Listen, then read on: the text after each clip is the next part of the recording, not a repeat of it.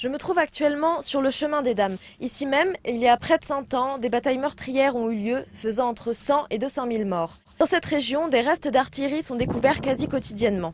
Justement, près de la caverne du Dragon et du musée du chemin des Dames, des munitions et des restes d'obus viennent d'être découverts. Je vais aller voir ça de plus près. Anne Belloin, bonjour. Vous êtes responsable du site et vous venez donc tout juste de découvrir des obus. Alors est-ce que vous pouvez m'en parler un peu plus et m'expliquer ce que c'est, s'il vous plaît? Alors, c'est donc dans le cadre de l'extension du musée que nous avons fait une prospection pyrotechnique. Et sans surprise, on a retrouvé un certain nombre de munitions de la Première Guerre mondiale, pas seulement d'ailleurs, également des équipements allemands et français. Et donc eh bien, ici, ce que vous voyez, c'est un petit aperçu de ce qu'on a pu trouver sur ces 2 jours de prospection, aussi bien des obus vides, éclatés ou des douilles d'obus, qu'un obus complet, un Minenwerfer allemand, qu'une grenade française qui n'est pas complète ici, et puis des cartouches allemandes et françaises par poignée entière. Et quelle est votre réaction après ce genre de découverte? Moi, ce qui me frappe toujours, c'est à quel point la guerre est physiquement présente encore sur ce territoire, puisqu'il faut imaginer que certaines de ces munitions en fait, ont été trouvées à quelques centimètres de la surface du sol. On est à peut-être même pas 10 centimètres parfois, il suffit vraiment de creuser. D'ailleurs, lors de fortes pluies, les munitions réapparaissent au jour, tout simplement, presque spontanément. Et donc, ça m'inspire le fait que il y a effectivement 100 ans que la Grande Guerre a commencé, mais au fond 100 ans ça n'est pas très loin et c'est vraiment d'une certaine manière notre histoire toute proche. Et quelle est la réaction du public face à ce genre de découverte? Alors les gens sont assez intéressés et frappés de voir que, eh bien, pas très loin dans le sol, il y a toutes ces traces de la guerre finalement, malheureusement sans forcément connaître les dangers. Et donc certaines personnes sont tentées de ramasser un petit éclat ou de ramasser une grenade pour garder un souvenir de leur visite sur un champ de bataille de la Première Guerre mondiale ici au Chemin des Dames. Nous évidemment, les guides notamment bien sûr ont un grand rôle de pédagogie pour expliquer aux gens les dangers de ce type de munitions. Il y a 100 ans, la terre absorbait, muette, du métal et des vies. Par ces obus rouillés, elle nous rappelle aujourd'hui que l'horreur de la Grande Guerre, c'était juste hier. La bataille du Chemin des Dames est réputée pour être l'une des plus meurtrières de la Première Guerre mondiale. Est-ce que vous pouvez m'expliquer pourquoi? Oui, c'est par rapport au 16 avril 1917. Le général Nivelle voudra reprendre coûte que coûte cette crête que les Allemands occupaient depuis 2 ans et demi. On va avoir des moyens énormes pour cette offensive puisqu'on a 5000 canons sur un front de 40 km qui vont lancer 6 millions d'obus en 10 jours. On a 500 avions, 128 chars, 1 200 000 hommes de mobilisés, 500 000 chevaux pour la logistique à l'arrière. Donc quand l'armée française arrive, normalement le terrain avait été nettoyé, lessivé par ces millions d'obus, mais les Allemands qui étaient enterrés et camouflés vont ressortir leurs mitrailleuses. Et est-ce qu'on a des estimations du nombre d'obus qui sont tombés à l'époque et peut-être aussi du nombre d'obus qui restent encore à découvrir? Les démineurs parlent souvent de 30 millions d'obus qui ont touché le Chemin des Dames. Il y en resterait peut-être entre 5 et 6 millions d'obus. Ça donne évidemment beaucoup de travail pour les démineurs qui estiment à 7 siècles le temps nécessaire pour continuer la dépollution du sous-sol. Un peu plus tôt, on a vu des cartouches, des morceaux d'obus. Vous en avez quelques-uns à me présenter. Ce sont des choses qui ont tué, je suppose, des soldats à l'époque?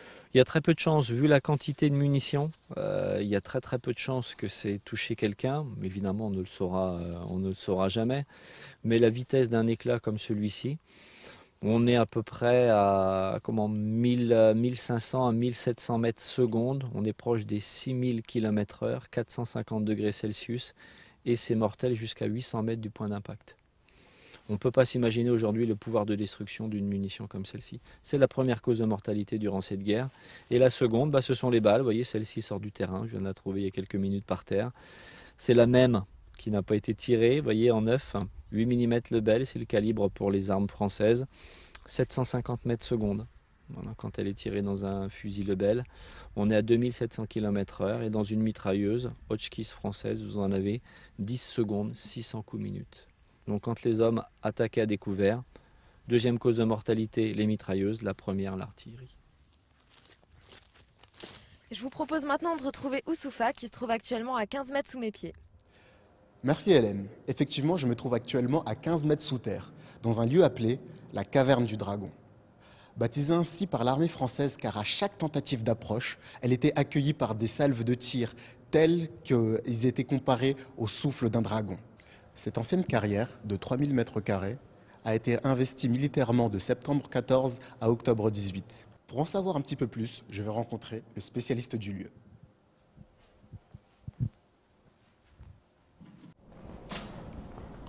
Bonjour Monsieur Follet. Bonjour Monsieur. Vous êtes guide conférencier au musée du Chemin des Dames depuis 15 ans. Pouvez-vous nous éclairer sur la nature de ce lieu? Donc c'est une carrière souterraine, nous on appelle ça ici au Chemin des Dames une creute, carrière d'extraction de pierre, qui va être l'enjeu de combat durant la Première Guerre mondiale. Pouvez-vous nous expliquer en quoi ce lieu représentait un intérêt stratégique? Il faut se souvenir que nous sommes sous le passage le plus étroit pour franchir le Chemin des Dames. C'est un isthme au-dessus, donc Français et Allemands vont combattre pour conquérir la position qui est au-dessus et celle qui est en dessous. Voilà. Et les combats vont durer près de 4 ans. Mais pour bien comprendre ce lieu, il faut aller voir ensemble. Je vais vous montrer. Venez avec moi, vous allez voir. D'accord.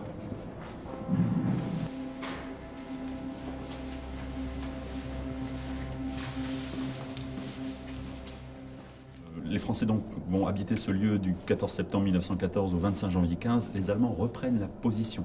Et à partir de là, ils vont s'installer à l'intérieur, fortifier le lieu, s'organiser. Mais les Français vont reprendre la position un 25 juin en 1917. Et là, les Allemands vont contre-attaquer.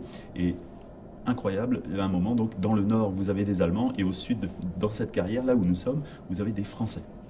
Mais c'est quand même fou qu'il y ait eu des Allemands et des Français simultanément dans cette grotte. Effectivement, c'est ce que nous on appelle ici vulgairement la cohabitation. C'est-à-dire que vous avez des hommes derrière des murs, il y a une zone dans le noir, et derrière, quelque part, il y a un mur, mais avec des soldats allemands. Je vais vous montrer ce No Man's Land. Venez voir. Ok, allons-y.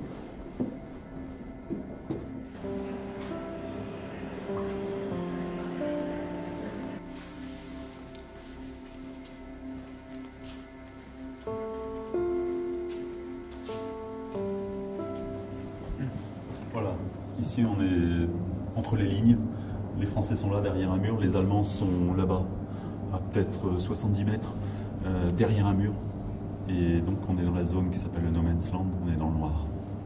Et pour les conflits, ça se déroulait comment? Quand on vous donne l'ordre d'avancer, vous devez exécuter cet ordre. Donc plusieurs fois les Français vont avancer dans le noir, nous le savons. Il va falloir utiliser les armes à votre disposition, le revolver, un pistolet automatique, vous avez un poignard, vous avez peut-être une grenade, la baïonnette.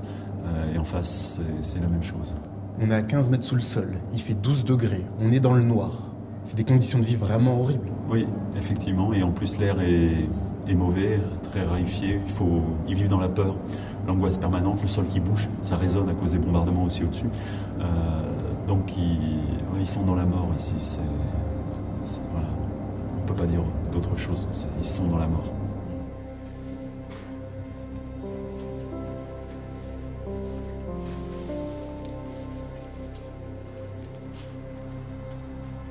Voilà une œuvre qui s'appelle donc les flambeaux de mémoire.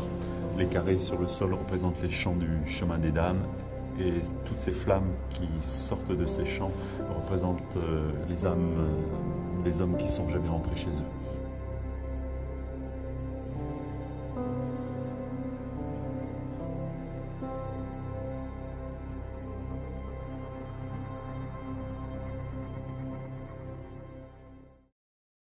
Alors raconte-moi comment c'était. C'était un moment vraiment fort, tu sais. Moi, ce que j'ai appris, c'est qu'il y avait de la guerre sous la terre aussi, pas que sur terre et dans les airs.